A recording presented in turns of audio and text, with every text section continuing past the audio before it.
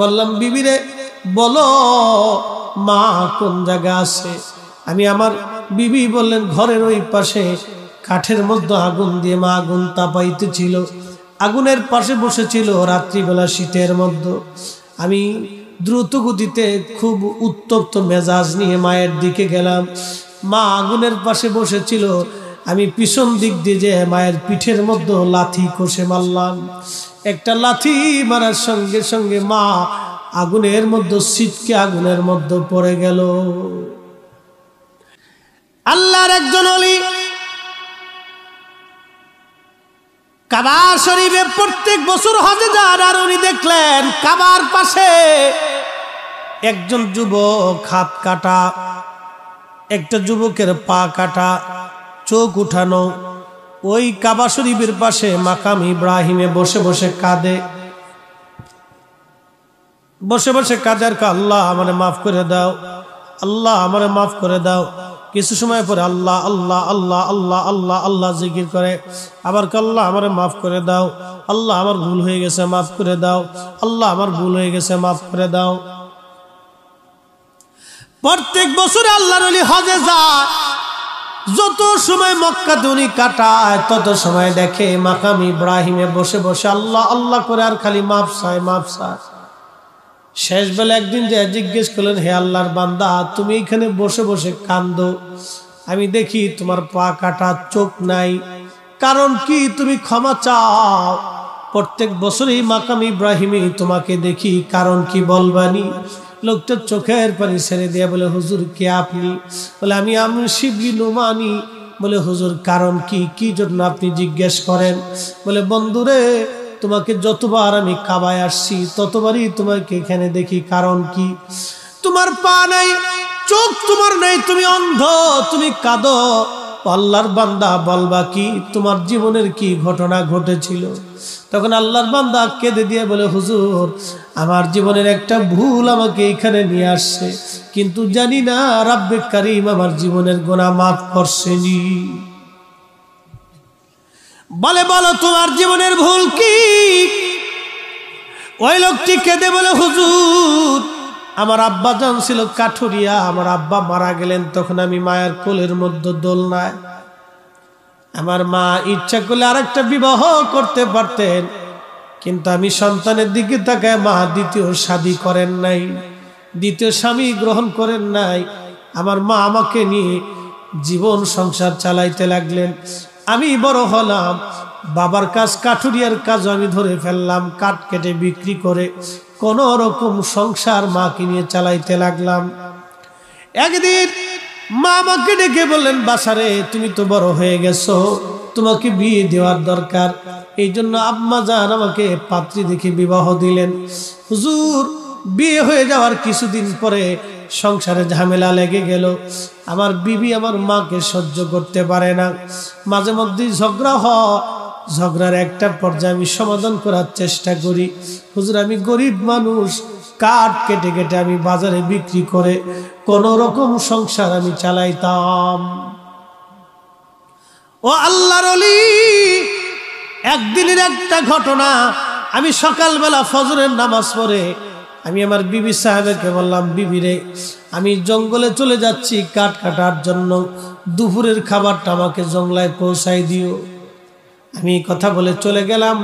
সকাল সকাল সেই দিন বেরিয়ে গেলাম, সারাদিন কাঠ কাটলাম, কিন্তু আমার বিবি আমার জন্য জঙ্গলে খাবার পাঠাই নাই। সন্ধ্যা লেগে গেল, বাজারে কাঠ বিক্রি করে আমি বাড়ি ফিরে আসলাম বাজার সদাই করে। এসে দেখি বিবি ঘরের এক কোনায় বসে আছে। জিজ্ঞেস করলাম, বিবি কি রান্না করেছো, খাবার দাও, সারাদিন আমি বড় ক্ষুধার্ত। বিবি বলল, আজকে কোনো রান্না বান্না করি নাই। হুজুর সারাদিন আমি ক্ষুধার্ত ছিলাম, যখন বলছে রান্না বান্না করি নাই তখন আমার মেজাজ চটে গেল। জিজ্ঞেস করলাম, বিবি কি জন্য তুমি রান্না করো নাই? বলে তোমার মা প্রত্যেক দিন আমার সঙ্গে ঝগড়া করে, আজও ঝগড়া হয়েছে। যদি তোমার মা সংসারে থাকে আমি থাকবো না, আমি থাকলে তোমার মা সংসারে থাকবে না। ওই লোকটি কাদের বলে, হুজুর শয়তান আমাকে পেয়ে বসলো, আমার জীবন ধ্বংস করে দিল শয়তান। এমন ভাবে আমাকে পেয়ে বসলো, আমি বুঝতে পারি নাই। শয়তানের প্ররোচনার মধ্যে পড়ে গেলাম। বললাম, বিবিরে বলো মা কোন জায়গা আছে। আমি আমার বিবি বললেন, ঘরের ওই পাশে কাঠের মধ্যে আগুন দিয়ে মা আগুন তাপাইতেছিল, আগুনের পাশে বসেছিল রাত্রিবেলা শীতের মধ্যে। আমি দ্রুত গতিতে খুব উত্তপ্ত মেজাজ নিয়ে মায়ের দিকে গেলাম। মা আগুনের পাশে বসেছিল, আমি পিছন দিক দিয়ে যে মায়ের পিঠের মধ্যে লাথি কষে মারলাম। একটা লাথি মারার সঙ্গে সঙ্গে মা আগুনের মধ্যে ছিটকে আগুনের মধ্যে পড়ে গেল। হুজুর, মা যখন আগুনের মধ্যে পড়ে যায়, আল্লাহর ওলি রে, আমি তখন আমার হুঁশ ফিরে আসলো। আহা, আমি করলাম কি বড় সর্বনাশ আমি করে ফেললাম। আল্লাহর ওলি মাকে টান দিয়ে আমি বের করে নিয়ে আসলাম। আনার পরে দেখি মা দুনিয়াতে নাই, দুনিয়া ছেড়ে মা বিদায় হয়ে চলে গেছে। হুজুর, আমি পাগল পারা হলাম। যেই জননী ছোট্ট কাল থেকে আমাকে বড় করে তুললো, আজকে বিবির প্ররোচনায়, ক্ষুধার যন্ত্রণায়, আমি অভাবের তাড়নায় আজকে মাকে লাথি মেরে আগুনের মধ্যে ফেলে দিলাম। হুজুর, বিশ্বাস করেন, আমি আমার মাকে জানাজা পড়াইলাম, কবরস্থ করলাম। কবরস্থ করার পরে আমি যেই বিবির প্ররোচনায় মাকে লাথি মেরেছিলাম, চিন্তা করলাম না এই বিবি আর ঘরে রাখবো না। বিবির সাথে আমার তালাক হয়ে গেল, সারাসারি হয়ে গেল। আমি বিবি জুদা করে দিলাম, তালাক মেরে দিলাম। হুজুর, বিশ্বাস করেন, এরপরেও আমার মন মানে না। চিন্তা করলাম না, তওবা আমার হয় নাই, এরপরেও কি মালিক আমাকে মাফ করবেনি। বাড়ি চলে আসলাম, চিন্তা করলাম যে পা দিয়ে মাকে লাথি মেরেছিলাম, এই পা আর রাখবো না। এই পা আমি বেঁধে নিয়ে কোরাল দিয়ে নিজে হাতে পা কেটে ফেললাম। হুজুর, এরপরেও আমি চিন্তা করলাম, যদি আল্লাহ মাফ না করে, যেই চোখ দিয়ে আমি আমার মাকে দেখে লাথি মেরেছিলাম, হুজুর, আমি নিজে ইচ্ছায় চোখ দুটি নষ্ট করে ফেললাম। যদি আল্লাহ মাফ করে, তারপর আমার মনে শান্তি হয় নাই। আমি মাকাম ইব্রাহিমে বসে বসে কাঁদি, যদি আল্লাহ ক্ষমা করে, কিন্তু এখনো শান্তি পাই নাই। মাফ হইছে কি? এখন আমি খবর পাই নাই মাফ হইছে কি। আপনি তো আল্লাহর ওলি, একটু মোরাকাবা করে দেখেন আল্লাহ আমারে মাফ করছেনি। আল্লাহর ওলি হাতিমে কাবায় সেজদায় পড়ে যায়, বলেন, ইয়া রব, তোমার বান্দার জীবনের অনেক বড় ভুল, কিন্তু তওবা করতে করতে মাকাম ইব্রাহিম পর্যন্ত আসছে। এখানে বসে বসে কাঁদে, ইয়া রব, তুমি বলো তোমার বান্দার জীবনের গুনাহ মাফ হইছেনি। আল্লাহ এলহাম করে বললেন, বন্ধু, আমার বান্দাকে জানায় দাও, কোটি বছর যদি মাকাম ইব্রাহিমে কাঁদে, আমি মালিক তারে মাফ করব না, তার মা তাকে ক্ষমা না করা পর্যন্ত। ওই লোকটি কাঁদে আর বলে, হুজুর, আমার উপায় কি? তাহলে আমি এত বছর ধরে মাকাম ইব্রাহিমে আছি, বছরের পর বছর ধরে প্রত্যেক বছর আমি হজ করি, এই মাকাম ইব্রাহিমে শুনছি দোয়া কবুল হয়, সে আশায় বসে আছি। আল্লাহর ওলি বলেন, আমার জীবনের গুনাহ মাফ হইবেনি। বলে, চলো দেখি, তোমার মায়ের কবরের পাশে চলো। মাকাম ইব্রাহিমে বসে বসে কোনো কাজ হবে না। প্রশ্ন রাখবেন, হুজুর, মার কবরের পাশে গেলে কি হবে, বাবার কবরের পাশে গেলে কি হবে? যে যুবকরা, যে বন্ধুরা, বৃদ্ধ বাবাজিরা, আমরা আজকে কবর জিয়ারতগুলি ভুলে গেছি, মা বাবার কবরের পাশে যাই না। আপনি জানেন বাবা মার কবরের পাশে গেলে কি হয়? যখন আপনি যা থেকে সালাম দিবেন, তখন বাবা কবর থেকে সালামের জবাব দিয়ে বলে, দেখছো আমার খুকা বুড়া হয়ে গেছে, কিন্তু আমি বাবার কবরের পাশে দাঁড়ায় গেছে। মা ডাকবে, দেখছো আমার ছেলেটার দাড়ি পেকে গেছে, তারপর আমার ছেলে আমার কবরের পাশে দাঁড়ায় গেছে। ওই সন্তানের জন্য বাবা মা তখন খুশি হতে থাকে। যখন সন্তান কবরের পাশে দাঁড়ায়, কিছু জিয়ারত করে, বাবা মার জন্য দোয়া করে, তখন কবর থেকে বাবা মাও দোয়া করতে থাকে। একবার জোরে বলা যাবে কি সুবহানাল্লাহ? ওই কবর থেকে তারা চিনে, তারা দেখে। আপনি দেখেন না, আপনি চিনেন না, সেটা আপনার দোষ। ওই কবর থেকে তারা চিনে। আপনি যে কবরের পাশে যে দাঁড়িয়েছেন, সালাম দিছেন, ওই কবরওয়ালা আপনি চিনে, আপনাকে দেখে, আপনি দেখেন না। তা না হলে সালাম দেওয়ার অর্থ কি? যে সালামের জবাব দিতে পারে না, সালাম দিতে শোনে না, তাকে সালাম কি করে দিবে? প্রত্যেক কবরওয়ালারা আপনাকে দেখে, কিন্তু আপনি দেখেন না। প্রিয় নবীজি একদিন বদরের প্রান্তরে কাফেরদের লাশগুলি কুয়ার মধ্যে ফেলে দেওয়া হয়েছিল। বদরের সেই কুয়া এখনো আছে মসজিদের পাশে, বদর মসজিদের পাশেই কুয়া। এই কুয়ার পাশে দাঁড়ায় নবী বলতেছে, এ উতবা, সাইবা, আবুল আহাব, মুগিরা, আবু জেহেল, তোমাদেরকে না বলেছিলাম, কালেমার দাওয়াত দিয়েছিলাম, বুঝলি? আজকে তো আল্লাহর কাছে চলে গেছিস, বসতো এবার দেখতো আমি সত্য না মিথ্যা, এখন আল্লাহর কাছে যে বুঝবি। হযরত ওমর পিছন থেকে বলেন, ইয়া নবী আল্লাহ, ওরা তো মরে গেছে, মরা মানুষকে কথা শুনে? নবী বললেন, ওমর, ওই মালিকের কসম করি যে মালিক আমাকে সত্য সহ নবী করে পৃথিবীতে পাঠিয়েছে, তুমি যেরকম শোনো তোমার চাইতে তারা বেশি শোনে, তুমি যেমন দেখো তোমার চাইতে তারা এখন বেশি দেখতেছে। কাফেররা মরার পরে দেখে, তো মুসলমান কি করবে বলেন তো? এই জন্য কবরের পাশে যাবে। এই যারা পিতামাতা কবরে চলে গেছে, মায়ের কবরের পাশে যে দাঁড়াবেন, হাত তুলে কেঁদে দিবেন। বাবার কবরের পাশে দাঁড়াবেন, প্রত্যেক জুমাতে যাবেন, প্রত্যেক ফজরে যাবেন, সুযোগ হলে, কাজ না থাকলে প্রত্যেক ফজরে বাবার কবরের পাশে দাঁড়িয়ে যাবেন। এই আমল ভুলে গেছি আজকে আমরা, এই সুন্নতের কথা মনেই নেই আমাদের। আল্লাহ রাসূল বলেন, শেষ জামানাতে আমার একটা সুন্নতকে যদি তোমরা আঁকড়ে ধরো, ঠিকমতো পালন করো, 100 শহীদের সওয়াব তোমাদের আমলনামায় হবে। আরো জোরে। হযরত ফাতেমাতুজ জাহরা প্রত্যেক জুমাতে হাউদে চড়ে, উটের পিঠে চড়ে উহুদে যে আমির হামজার মাজার শরীফের পাশে যে দোয়া করতেন, দাদার জন্য দোয়া করতেন আর কাঁদতেন। দাদা খুব ভালোবাসতো ফাতেমাকে। হযরত আমির হামজার দাদা ছিলেন, খুব ভালোবাসতো ফাতেমাকে।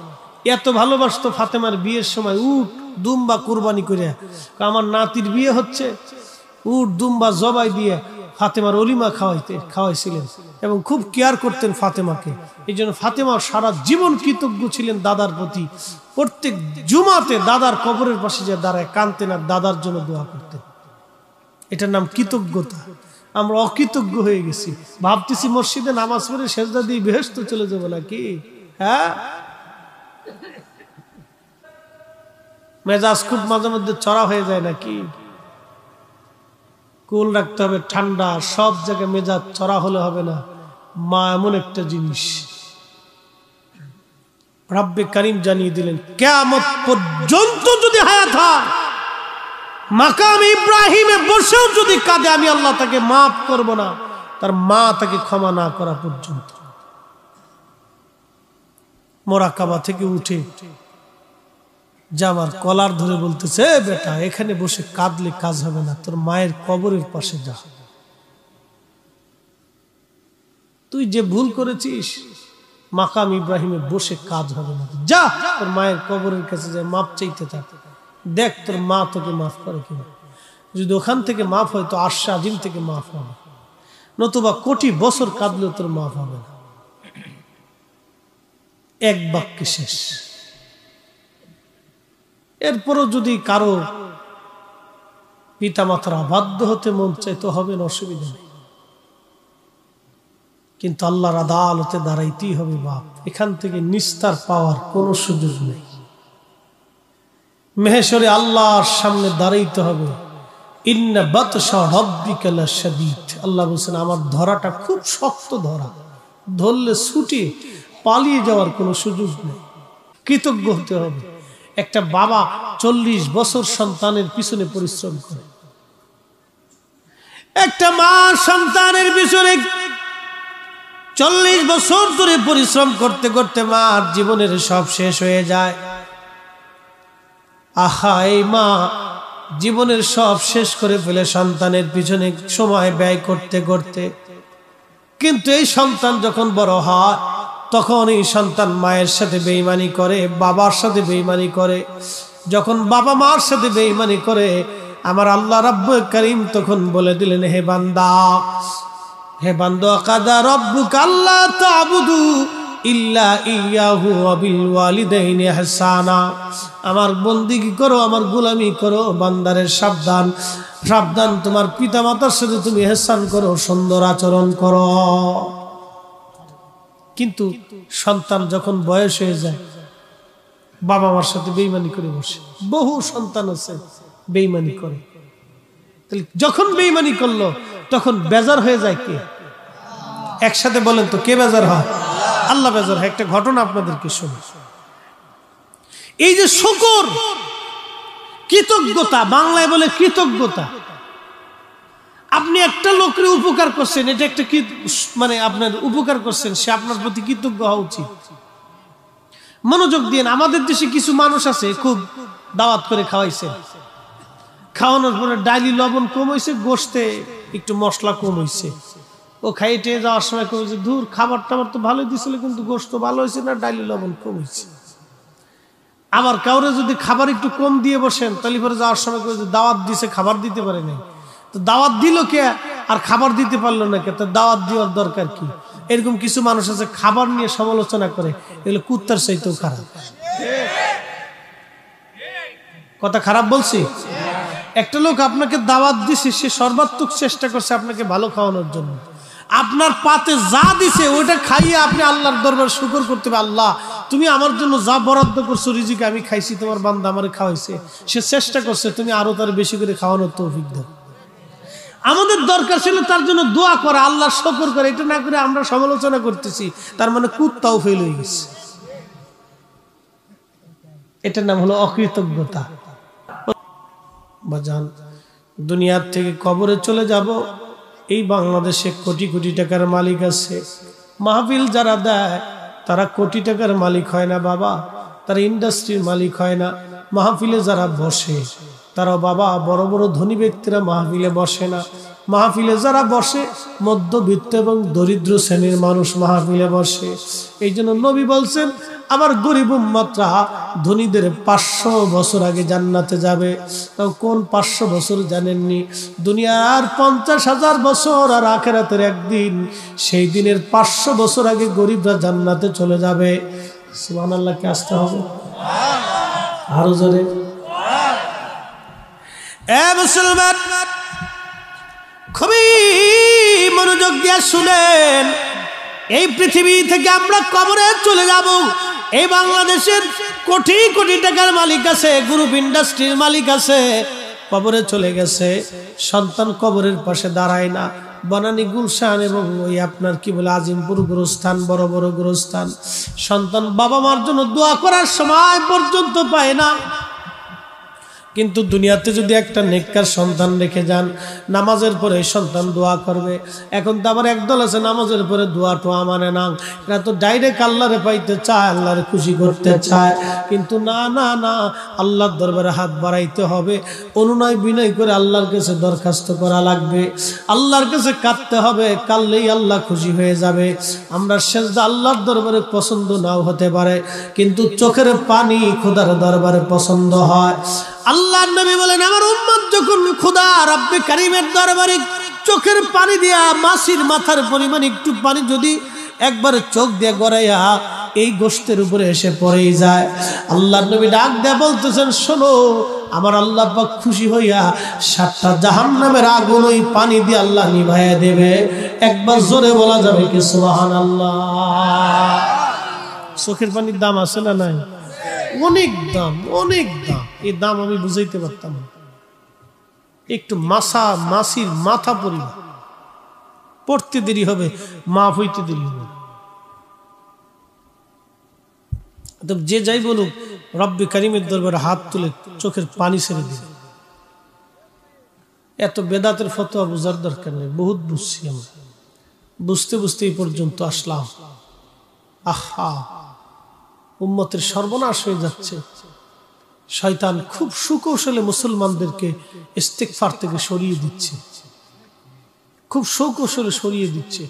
কোন সময় বান্দাকে আল্লাহ কবুল করবে, ক্ষমা করবে, আমরা কেউ জানি না। কথা বলেন ঠিক কিনা? হ্যাঁ, খুব মনোযোগ দিন। পৃথিবী থেকে আমরা কবরে চলে যাব। করোনার ভিতরে বহু মানুষ মারা গেছে, বহু সন্তান বাবার কবরের পাশেও পর্যন্ত ভয়ে যায় নাই, জানাজাতেও যায় নাই। তাহলে এই সন্তান রেখে লাভ হবে কি? এরকম সন্তানের সাথে 2-4টা কুত্তা পালা ভালো। কথা খারাপ বলছি? কঠিন বিপদের সময় যদি সন্তানকে পাশের কাছে না পাওয়া যায়, তাহলে মেহেশ্বরের মাঠে কি হবে বলেন তো? এই জন্য কবরের পাশে সন্তানকে শিক্ষা দেবেন, নিজে হাতে করে আপনার বাবার কবরের পাশে আপনার ছেলেকে দাঁড়া করাই দিবেন। আপনার সন্তানকে দাঁড়া করে বলবেন, এটা তোমার দাদার কবর, জিয়ারত করো। ও জিয়ারত করবে। আপনি মরে যাওয়ার পরে আপনার নাতিকে হাত ধরে নিয়ে এসে বলবে, এটা তোমার দাদার কবর। কবরের পাশে দাঁড়িয়ে যাবে। মানুষ অসুস্থ হইলে কেউ যদি দেখতে যায় তো মানুষ খুব খুশি হয়। কবরে চলে গেলে কেউ যদি কবরের পাশে বান্দাকে দেখতে যায় তো কবরওয়ালা খুশি হয়। এত সহজ করে আর বুঝাইতে পারবো না। কবরওয়ালা খুশি হয়। পৃথিবী থেকে একদিন আমরা শূন্যে চলে যাব, একবারে খালি হাতে, কিছুই নেওয়ার সুযোগ নেই।